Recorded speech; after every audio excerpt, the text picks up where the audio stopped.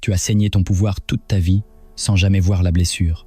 Elle n'était pas visible, pas de cicatrice, pas de douleur immédiate. Mais chaque fois que tu répondais à quelqu'un qui ne méritait pas un seul de tes mots, tu laissais tomber une goutte de toi-même sur le sol.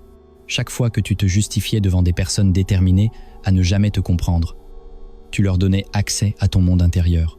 Et sans t'en rendre compte, tu leur offrais la seule chose qu'un homme puissant ne distribue jamais gratuitement, son attention. Les hommes faibles ne découvrent jamais cette vérité. Les hommes puissants, ils ne l'oublient jamais. Ton attention n'est pas gratuite, elle n'est pas neutre. Elle est une monnaie, la plus rare, la plus coûteuse, et tu l'as dépensée sur des gens qui ne traverseraient même pas la rue pour te sauver la vie. C'est là que commence la perte de pouvoir, non pas dans la défaite visible, mais dans l'usure invisible. Machiavel avait compris cela il y a 5 siècles. Il observait Florence comme un chirurgien observe un corps ouvert. Princes, papes, généraux, traîtres, alliés temporaires, il disséquait leur comportement avec une précision froide. Et parmi toutes ces conclusions, une revenait sans cesse, plus tranchante que n'importe quel cri de guerre. Le prince qui poursuit et le prince qui tombe, celui qui court après l'approbation, après la reconnaissance, après la validation, se place toujours en position d'infériorité. Machiavel ne croyait pas à l'équité, il croyait aux résultats. Et les résultats montraient toujours la même chose. Ceux qui retenaient leur présence devenaient magnétiques, ceux qui la donnaient sans retenue devenaient transparents. Le prince qui répond à chaque insulte apparaît nerveux, celui qui se justifie face à chaque critique paraît fragile. Mais le prince qui se tait, qui laisse ses ennemis crier dans le vide, devient inquiétant. Parce que le silence n'est jamais vide. Le silence est une déclaration. Il dit « Tu es en dessous de mon seuil de réponse ». Il dit « Ton existence ne mérite pas mon énergie ». Il dit « J'opère à un niveau que tu ne peux pas atteindre ». Voilà pourquoi Machiavel conseillait aux dirigeants d'être à la fois renard et lion. Le renard sait reconnaître les pièges et les éviter. Le lion sait quelles batailles sont indignes de sa force. La plupart des hommes modernes ne sont ni l'un ni l'autre. Ils sont des chiens, ils poursuivent tout ce qui passe. Ils aboient à chaque provocation. Ils s'épuisent pour rien. Et pendant qu'ils réagissent, d'autres prennent le contrôle. Tu ne seras pas cet homme. Tu apprendras que le pouvoir n'est pas bruyant. Le pouvoir est silencieux. Le pouvoir ne s'explique pas. Il ne se justifie pas. Il existait. Et le monde s'ajuste. Lorsque tu maîtrises la philosophie du silence, tu cesses de jouer à des jeux conçus par d'autres. Tu crées ton propre terrain. Et dans ce jeu-là, la victoire ne passe pas par la réaction. Elle passe par l'absence de réaction. Regarde ce qui se produit dans l'esprit de quelqu'un que tu ignores. Pas en théorie, en pratique. La neuroscience appelle cela le rejet social. Le cerveau ne fait aucune distinction entre une blessure physique et l'exclusion émotionnelle. Les mêmes zones s'activent. La douleur est réelle. Elle se loge dans la poitrine. Dans l'estomac, elle persiste. La personne ignorée rejoue chaque interaction. Elle analyse chaque mot. Elle se réveille la nuit en se demandant ce qu'elle a fait de travers. Elle écrit des messages qu'elle n'enverra jamais. Elle répète des conversations qui n'auront jamais lieu. Tu deviens un fantôme qui hante ses pensées. Et tout cela sans que tu n'aies prononcé un seul mot. L'esprit humain ne tolère pas l'effacement. Nous sommes câblés pour la reconnaissance, pour la réponse, pour le retour. Lorsque tu refuses cette gratification minimale, tu déclenches une obsession. Ils essaient plus fort. Ils changent de stratégie. Ils doutent de leur valeur. Ils s'ajustent, pendant que toi, tu restes immobile. Ce n'est pas de la cruauté gratuite. C'est la compréhension froide des mécanismes psychologiques humains. Les hommes faibles mendient l'attention. Les hommes forts utilisent son absence comme une arme. Ignorer quelqu'un qui t'a manqué de respect, ce n'est pas lui offrir la paix intérieure. La clôture est un cadeau, et il ne l'a pas mérité. Tu le laisses dans un entre-deux mental, sans réponse, sans résolution, plus petit qu'avant. La punition suprême n'est pas la vengeance. La punition suprême, c'est l'insignifiance. Et tu l'infliges simplement en agissant comme si cette personne n'existait pas. Il existe une différence essentielle entre l'absence et le retrait stratégique. L'absence est une fuite. Le retrait est une position dominante. Le maître de cet art est physiquement présent, mais émotionnellement inaccessible. Il est dans la pièce, mais son esprit n'est pas disponible. Il regarde, mais il ne s'implique pas.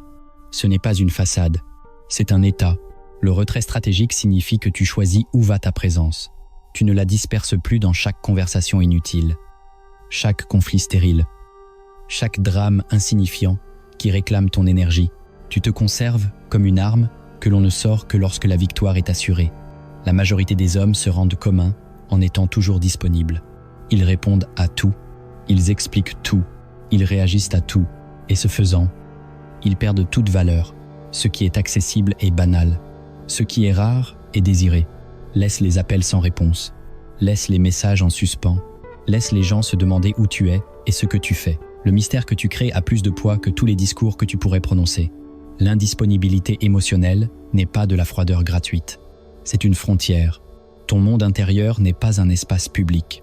Tes pensées, ton énergie, ton attention sont des territoires sacrés. Seuls ceux qui ont prouvé leur valeur y entrent. Les autres rencontrent un mur. Et voici le paradoxe. Moins tu donnes, plus ils veulent. Plus tu te retires, plus ils poursuivent. Tu ne disparais pas. Tout montes. Et depuis cette hauteur, le bruit devient faible, flou, insignifiant. Tout le monde ne mérite pas ta parole. La plupart ne méritent même pas ton silence. Ils méritent le néant. Apprends à identifier ceux qui doivent être effacés de ton attention. Les ennemis d'abord, ceux qui travaillent contre toi, qui sourient devant toi et complotent derrière. Machiavel enseignait qu'un prince doit connaître ses ennemis, mais ne jamais leur offrir la reconnaissance qu'ils recherchent. Répondre à un ennemi, c'est les levures. L'ignorer, c'est le priver d'oxygène. Puis viennent les critiques. Ceux qui ne construisent rien, mais commentent tout. Des spectateurs hurlant depuis les gradins pendant que tu joues sur le terrain. Leur répondre, c'est descendre à leur niveau. Laisse-les parler. Leurs mots se dissipent. Tes actes, eux, laissent des traces. Enfin, il y a les vampires énergétiques, ceux qui drainent par leurs problèmes, leur chaos, leur besoin constant de validation. Ils se déguisent en amis, couplés sans explication. Tu ne leur dois rien. Chaque réaction offerte à des personnes indignes est une unité d'énergie volée à ton dessein. Le pouvoir véritable ne se bat pas sur tous les fronts. Il choisit et il laisse le reste s'éteindre de lui-même. Ton silence n'est pas passif. Ton silence est une autorité. Ignorer est facile à comprendre mais difficile à incarner. Le corps résiste. L'ego réclame réparation. L'insulte pique. La trahison brûle. Le manque de respect réveille quelque chose de primitif en toi. Chaque cellule te pousse à répondre, à te défendre, à prouver que tu n'es pas faible. C'est précisément ici que la majorité échoue. Ils connaissent la stratégie, mais ils sont esclaves de la sensation. Ils confondent maîtrise et répression. Ils explosent ou implosent. Les deux sont des formes de défaite. La véritable discipline n'est pas de nier l'émotion, mais de la traverser sans lui obéir.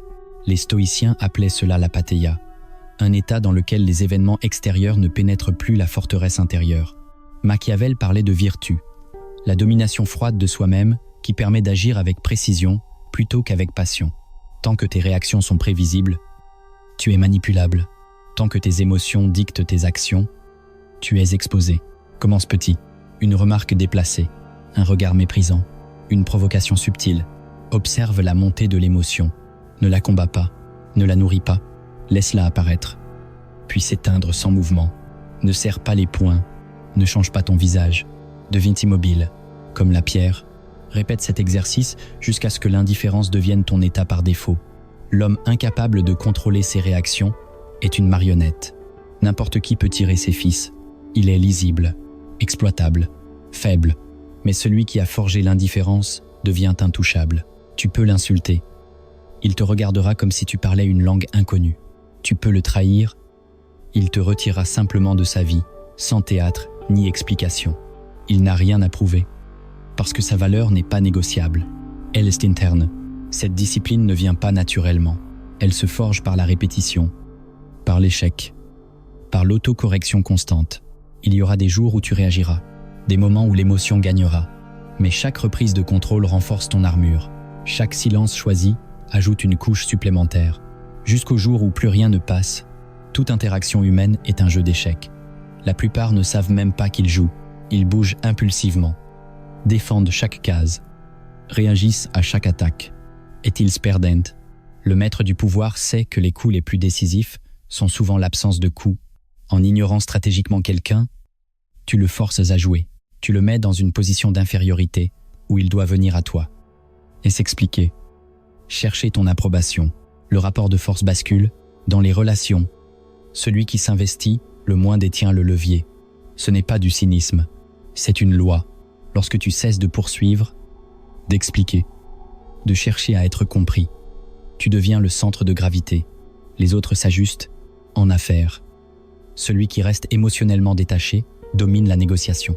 Le besoin est visible, le désespoir transpire, l'indifférence calme signale l'abondance d'options, la capacité de partir sans regret. C'est ainsi que se construisent les fortunes. Dans les hiérarchies sociales, celui qui ne cherche pas l'approbation s'élève naturellement. Pendant que d'autres se disputent l'attention, tu te tiens à distance. Pendant qu'ils s'épuisent en conflits mineurs, tu conserves ton énergie. On te remarque, on s'interroge, on respecte ce qui échappe à la compréhension. Le jeu social ne se gagne pas en capturant toutes les pièces, mais en contrôlant le plateau avec un minimum d'effort. Tu gagnes en laissant les autres se fatiguer pendant que tu observes. Tu gagnes en restant illisible, imprévisible, inatteignable. Le jeu est permanent. La seule question est de savoir si tu es le joueur ou le pion. Le piège qui détruit la majorité des hommes est simple. Ils se soucient trop de ce que pensent les autres. Ils se réveillent en quête d'acceptation. Ils s'endorment en repassant les conversations, disséquant chaque mot à la recherche d'un signe de validation. C'est une forme d'esclavage déguisée en sensibilité sociale. Dès que tu accordes trop d'importance à l'opinion d'autrui, tu lui remets les clés de ton esprit. Un compliment te soulève. Une critique te détruit. Ta stabilité devient dépendante de facteurs externes. Tu n'es plus libre. Machiavel mettait en garde contre cette faiblesse. Un prince qui cherche à être aimé de tous ne sera aimé par personne. Un prince qui craint d'être haï gouvernera par peur. Jamais par stratégie. Le besoin d'approbation est la mort du pouvoir. La psychologie sombre explique pourquoi. Depuis l'enfance, nous sommes conditionnés à chercher la validation. Les parents récompensent. Les enseignants félicitent. La société programme notre valeur à travers le regard des autres. Briser ce conditionnement est l'une des tâches les plus difficiles qui soient, mais elle est indispensable. L'homme qui n'a pas besoin d'approbation est incontrôlable. On ne peut pas l'acheter avec des louanges. On ne peut pas le menacer avec des critiques. Il agit selon une boussole interne qui ne fluctue pas avec l'opinion publique. Voilà la liberté réelle. Commence par observer tes propres schémas. Repère les moments où tu ajustes ton discours pour plaire. Les instants où tu hésites par peur du jugement. Chaque prise de conscience affaiblit la chaîne. Chaque action indépendante te rapproche de la souveraineté. Se soucier excessivement n'est pas de la profondeur émotionnelle. C'est une vulnérabilité exploitable. L'homme puissant se soucie profondément de sa mission, de son cap, de son héritage. Mais il est totalement indifférent aux opinions de ceux qui ne comptent pas sur son chemin. Apprends à distinguer les deux et tu briseras des chaînes dont tu ignorais même l'existence. Tout ce qui précède mène à une transformation unique. Tu deviens inaccessible, pas par arrogance, mais par architecture. Tu construis une version de toi-même hors de portée de ceux qui veulent te distraire, te blesser ou te contrôler. L'homme inaccessible marche différemment. Il parle moins, il porte une autorité silencieuse qui n'a pas besoin d'être annoncée. Les autres la sentent avant même qu'il ouvre la bouche. Il ne court pas après l'attention, parce qu'il sait qu'elle vient à lui. Il ne débat pas avec les ignorants, parce qu'il sait que le silence est l'arme supérieure. Il ne mendie pas la validation, parce qu'il s'auto-valide. Cette métamorphose ne se produit pas en une nuit. Elle se forge dans des milliers de micro-renoncements. Chaque non-réaction ajoute de l'acier à ta colonne vertébrale. Chaque retrait stratégique élève ta position. L'homme inaccessible n'est pas froid par principe. Il est sélectif, sa chaleur est rare, sa parole est précise. Son énergie est réservée au combat aligné avec son dessein. Tout le reste reçoit le néant. Tout converge ici, la philosophie, la psychologie, la discipline, la stratégie. Ce que tu es en train de devenir n'est pas une posture, ni un masque. C'est une transformation structurelle. Tu deviens intouchable, pas parce que tu attaques, pas parce que tu domines visiblement, mais parce qu'il n'y a plus rien en toi que l'on puisse atteindre. L'homme intouchable ne se défend pas. Il n'en a pas besoin. Il a déplacé le champ de bataille hors de portée. Il a compris que le véritable pouvoir n'est pas de gagner chaque confrontation, mais de devenir inaccessible à celles qui n'ont aucune valeur stratégique. Il ne se raidit pas face au bruit. Il ne s'agite pas face aux provocations. Il traverse le monde avec une autorité silencieuse qui n'a besoin d'aucune validation extérieure. On le sent avant qu'il parle. On le perçoit avant qu'il agisse. Il y a quelque chose dans son regard, une absence de tension, une clarté froide, Comme quelqu'un qui a vu à travers les illusions qui capturent les autres, il ne concurrence pas pour l'attention, car il sait que l'attention gravitera vers lui. Il ne débat pas avec les esprits confus, car il sait que le silence est plus tranchant que n'importe quel argument. Il ne poursuit pas la reconnaissance, car il se reconnaît lui-même. Cette métamorphose n'est pas soudaine, elle est cumulative. Chaque fois que tu as choisi de ne pas répondre, tu as renforcé ta structure interne. Chaque fois que tu t'es retiré d'un conflit inutile, tu as élevé ton positionnement. Chaque fois que tu as laissé quelqu'un s'épuiser contre ton indifférence, tu as prouvé que tu étais hors d'atteinte. L'homme intouchable n'est pas insensible, il est sélectif. Il sait exactement à qui offrir sa présence, sa chaleur, sa loyauté. Il ne les distribue jamais par défaut. Il les réserve à ceux qui ont démontré, par leurs actes, qu'ils comprennent la valeur de ce qui leur est accordé. Tout le reste ne reçoit rien, ni colère, ni explication, ni justification. Rien. C'est ici que réside la vérité finale du pouvoir machiavélien. Le prince qui peut être blessé émotionnellement sera un jour blessé physiquement. Le prince qui peut être manipulé par son besoin d'approbation finira détruit par ceux qui exploitent ce besoin. Mais le prince qui n'attend rien de personne devient une force que rien ne peut arrêter. Tu ne deviens pas sans cœur, tu deviens souverain. Il y a un royaume en toi qui n'appartient à personne d'autre. Tes pensées sont ton territoire, tes émotions sont tes sujets, ton attention est ton or, et tu décides qui franchit tes portes. À partir de maintenant, tu ne réagis plus, tu n'interviens que lorsque cela sert ton dessein. Tu n'expliques plus, tu laisses les résultats parler, tu ne poursuis plus, tu attires en devenant quelqu'un qui mérite d'être poursuivi. Chestchela, être intouchable. Tu as passé trop de temps dans l'ombre à nourrir des personnes qui te vidaient, trop de temps à t'expliquer à ceux qui avaient déjà décidé de ne pas comprendre, trop de temps à chercher une validation chez des individus incapables de se valider eux-mêmes. Cette version de toi s'arrête ici, elle n'a plus de fonction. L'homme qui émerge maintenant est différent. Il porte la lucidité de Machiavel dans son esprit et la rigueur stratégique dans son cœur. Il sait que l'attention est une ressource limitée et il ne la dépense plus jamais sans calcul. Il comprend que le silence n'est pas une faiblesse, mais la forme la plus pure de puissance. Il sait que l'art d'ignorer n'est pas de la haine, mais de la domination par préservation. Ce moment n'est pas une motivation passagère, c'est une bascule. Tu passes du statut de réacteur à celui d'architecte. Tu n'es plus tiré par les fils des provocations externes. Tu n'es plus entraîné dans des jeux conçus par d'autres. Tu observes.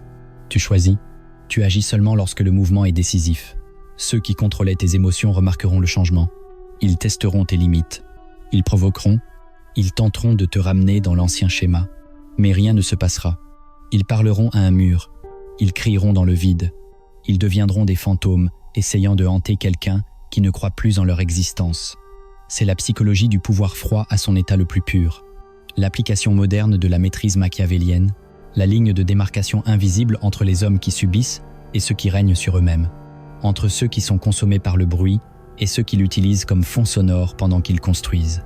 Tu possèdes maintenant une connaissance que la majorité n'atteindra jamais, non pas parce qu'elle est cachée, mais parce qu'elle exige une discipline que peu acceptent d'endurer. Utilise-la avec précision, utilise-la sans émotion, utilise-la pour bâtir une forteresse intérieure qu'aucune force externe ne pourra fissurer. Ton règne ne commence pas par une annonce, il commence par ton silence. Tu marches désormais avec moins de mots et plus de poids. Tu observes plus que tu ne parles. Tu investis ton énergie uniquement là où elle produit un retour réel. Le reste du monde peut continuer à crier, à débattre, à se consumer dans des conflits insignifiants. Toi, tu avances, Chestchela, la souveraineté, Chestchela, la puissance véritable, et une fois atteinte, elle ne se perd plus jamais.